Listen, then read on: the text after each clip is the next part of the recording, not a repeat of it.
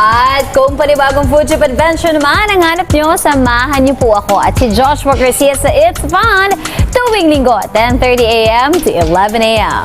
Uy, Gandingan Awards, maraming salamat. Nominee tayo. Maraming salamat. Yes.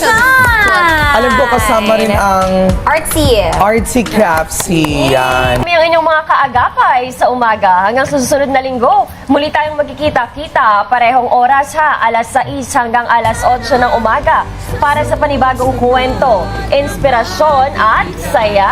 Sa ngalan po ng bubuo ng Yes, at para sa ating kids, more fun pa tayo dahil susod na ang Chibi Maruko-chan at Prinsipe Zen. Yay! Kita-kits tayo sa Monday!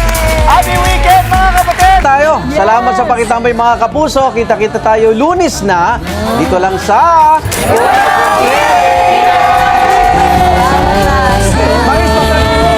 Sana sa susunod na magkikita tayo. Sana'y nakangiti habang lumalago. Makinig na ng katabi! Come on! Sana sa uwian pakingitian yan!